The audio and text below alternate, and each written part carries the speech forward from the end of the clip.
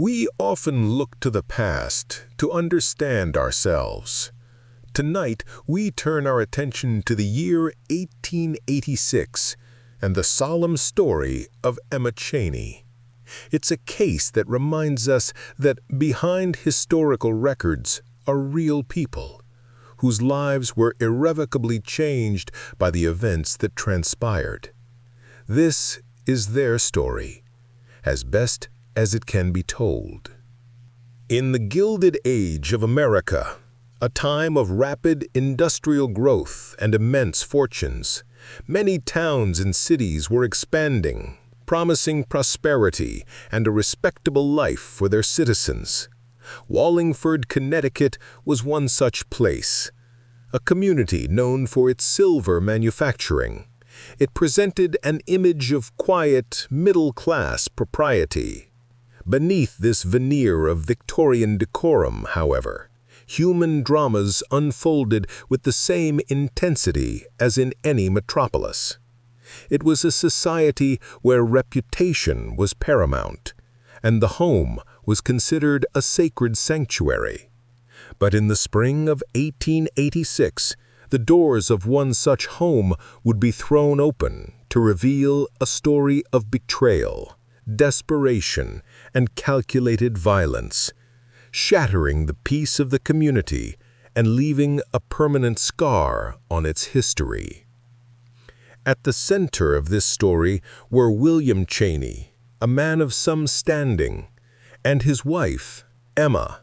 William and Emma Cheney had been married for 12 years. William was a tinsmith, a skilled trade that afforded them a comfortable, though not wealthy, existence. They lived in a modest home on North Main Street in Wallingford and were raising 2 young children, a son named Willie and a daughter, Lillian. To outsiders, they appeared to be a typical family of the era.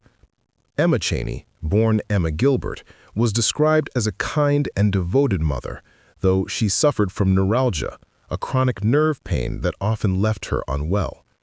William was seen as a hard-working man, but privately he was growing restless and dissatisfied with his domestic life.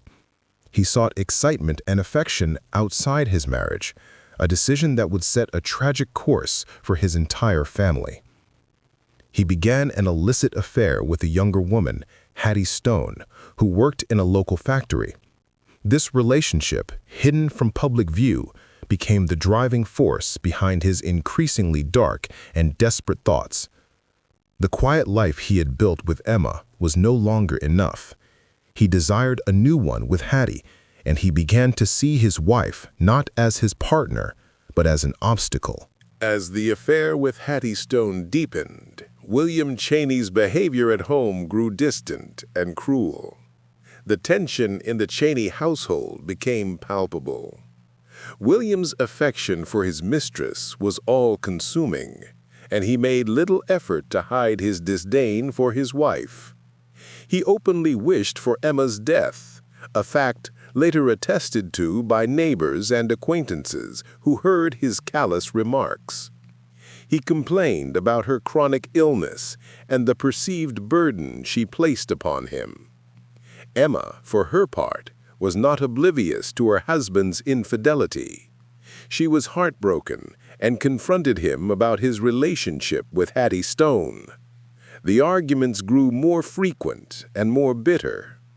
Emma reportedly threatened to expose the affair, an act that would have ruined William's reputation in the small, tight-knit community. For a man obsessed with a new life, the threat of public shame and the potential loss of his lover was a powerful motivator. He was trapped between the life he had and the one he desperately wanted. In his mind, a choice had to be made, and the plan began to form, a plan that relied on deception and a deep knowledge of his trade. The final days of Emma Cheney were marked by a sudden and severe illness.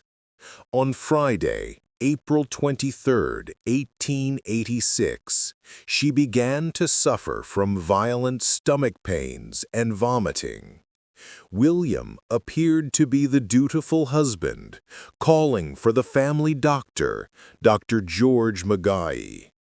The doctor diagnosed Emma with a severe case of gastric distress and prescribed medication. Over the next 2 days, her condition fluctuated. At times, she seemed to rally, but the bouts of sickness would return with renewed intensity. William was her primary caregiver during this time, administering her food, water, and medicine. No one suspected that with each spoonful he was not nursing her back to health, but methodically poisoning her. He was lacing her meals with arsenic, a toxic substance readily available to him as a tinsmith who used it as a flux for soldering.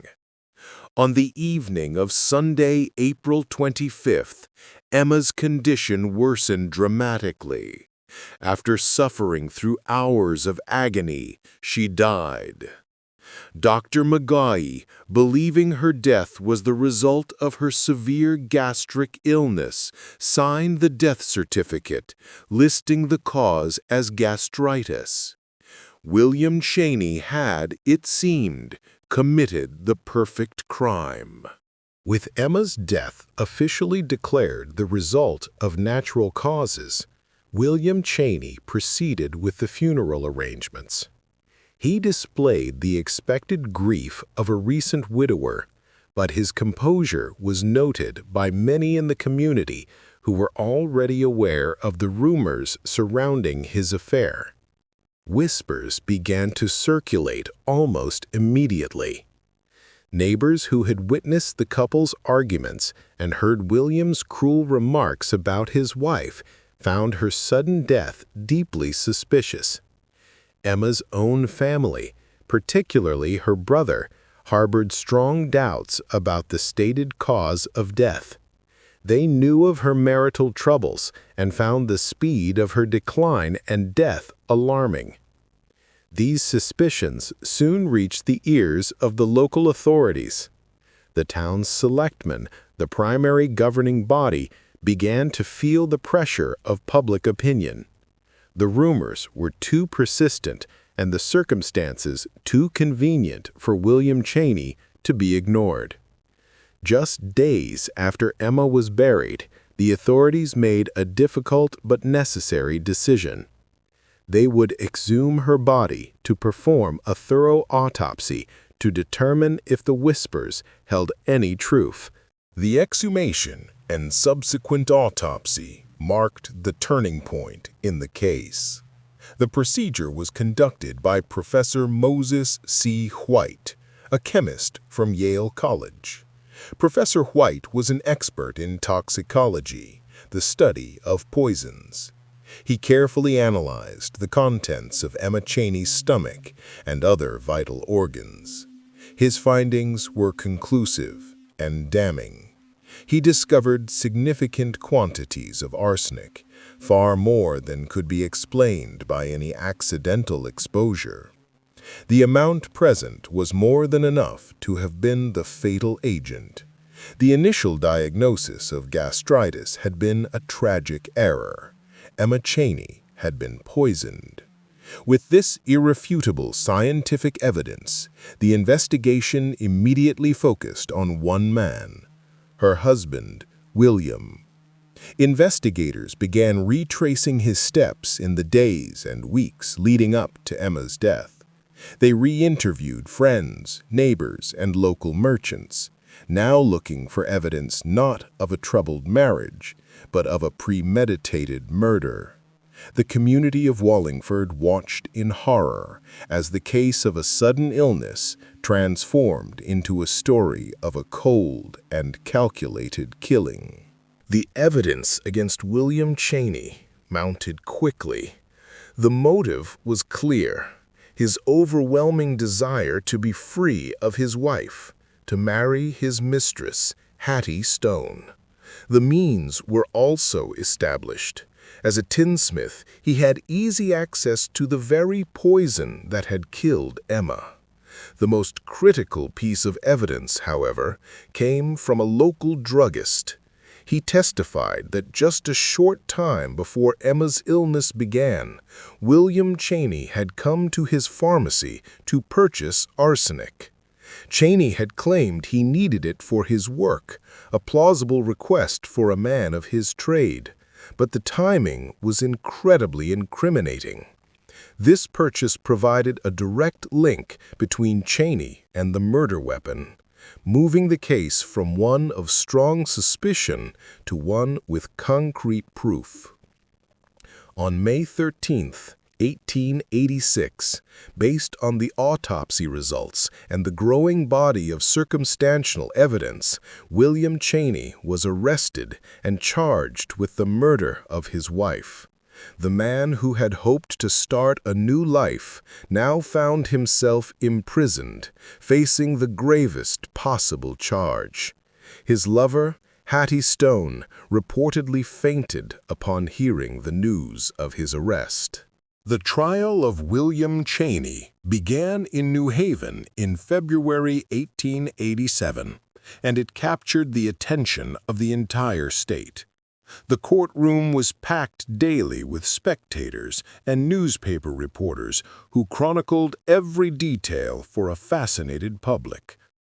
The prosecution, led by State's Attorney Tilton E. Doolittle, laid out a clear and methodical case. They presented the powerful testimony of Professor White, whose scientific analysis of the arsenic was the cornerstone of their argument. They called upon the druggist who sold Cheney the poison. Neighbors and family members testified about the troubled marriage, the affair with Hattie Stone, and Cheney's cruel statements wishing for his wife's death. They painted a portrait of a man so desperate to escape his marriage that he resorted to a slow, agonizing, and deceitful method of murder. Cheney's defense team argued that the evidence was purely circumstantial. They attempted to discredit the witnesses and suggested that Emma, despondent over her illness and her husband's infidelity, might have taken her own life. William Cheney himself took the stand, denying everything. He claimed he loved his wife and had no part in her death.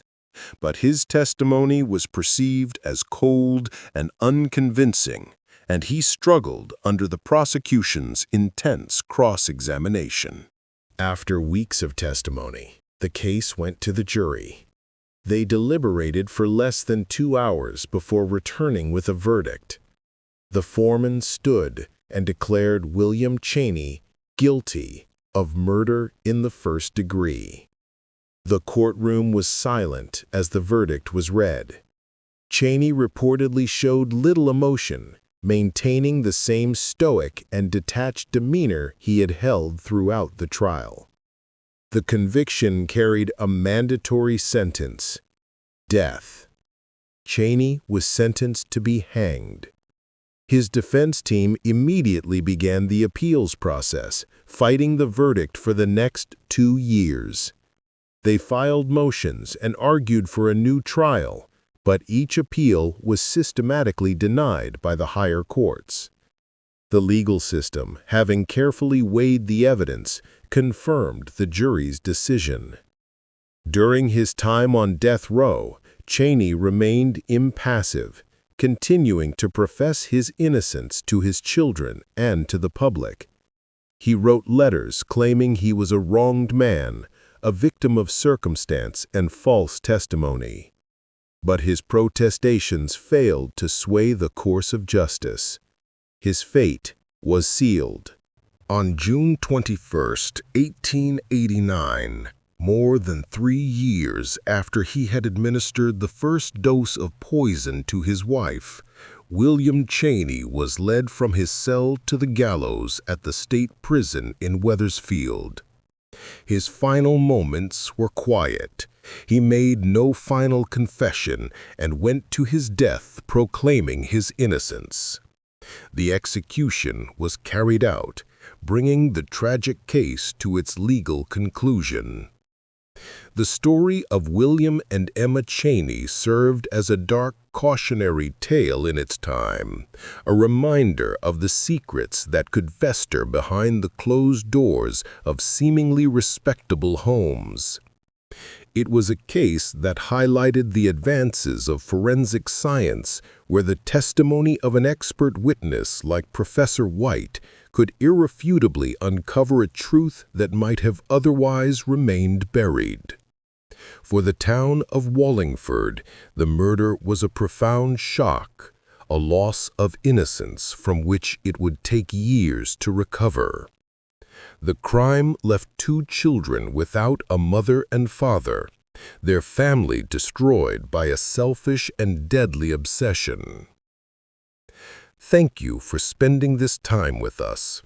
Reflecting on these past events is a way of remembering the individuals involved and the impact their stories had on their communities. If you have any thoughts on today's case, we invite you to share them respectfully in the comments below. We hope you will join us again for our next true crime case.